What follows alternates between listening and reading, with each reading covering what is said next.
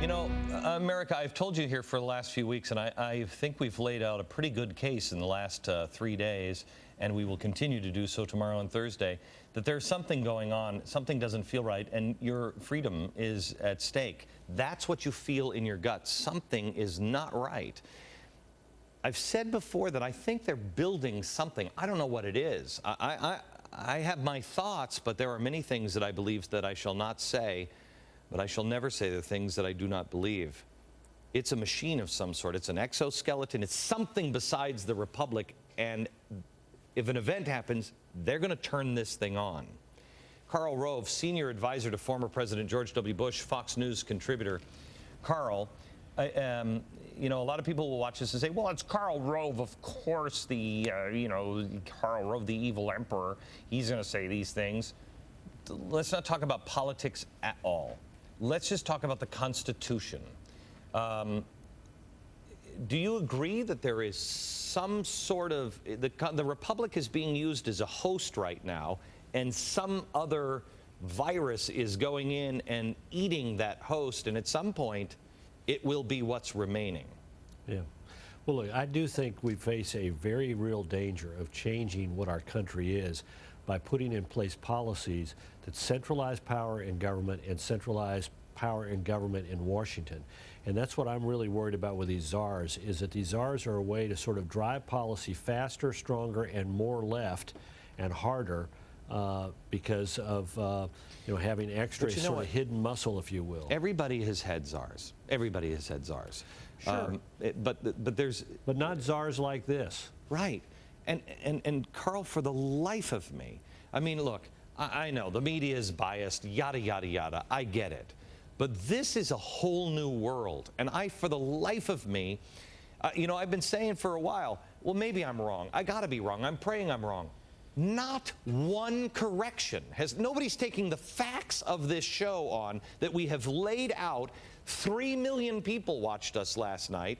Nobody is taking apart the facts. They're taking me apart. So I'm clearly not wrong about the people advising our president.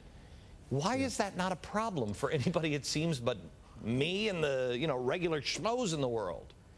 Well, look, this is what's disturbing about this. This president has centralized power inside the White House in a pretty profound way. He is, in essence, running policy and running the government and running elements of our economy out of the White House in a way that no other president has ever been able to achieve. If we in the Bush administration had tried to centralize as much authority and power inside the government, we would be eviscerated every single day on the pages of the editorial pages of the New York Times and the Washington Post, and Congress would be calling for an investigation. I mean, think about this. We have a car czar. By what authority did he fire the board of GM? I don't see that as statutory authority anywhere. I mean, where with the green czar, the FCC diversity guy, who's not really a czar, but I mean, where did these powers come from?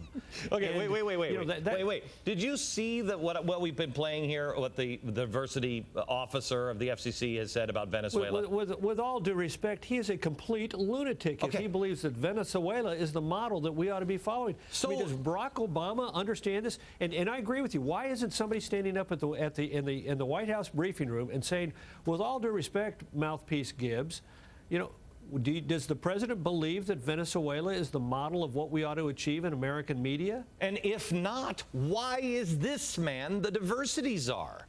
Right. Should you have a communist, self-avowed revolutionary who named his son, 4-year-old son, after a Marxist guerrilla leader? Should that person be advising the President of the United States? Why? Why are they not asking this question? Well, we have an incredibly pliant press corps, and the arrogance that Mr. Gibbs displays when he's dealing with them shows that they are held in disrespect even by the people that they're supposed to be covering. I mean, Gibbs and Burton and the others understand that, look, the White House press corps is largely compliant. Episodically and rarely does it challenge them. That they can be dismissed, that they can be ignored. The amazing thing is members of the press tell me that Gibbs does not return phone calls and does not return email. Now, that's what the press secretary is supposed to do, communicate with the press. But he is so comfortable that he is not going to be challenged and that he doesn't have to deal with tough questions, that he just ignores them. And it is, look, the press plays a very useful role in our democracy, whether you're Republican or Democrat, conservative or liberal. They give you they're supposed to give you a going over, hopefully with attention to the facts, but they're not doing it now. Okay, Karl, thank you very much. I appreciate it. Their arrogance in this administration and all the subsets of it is either going to be their undoing or they know something that we don't know. Next, asking questions.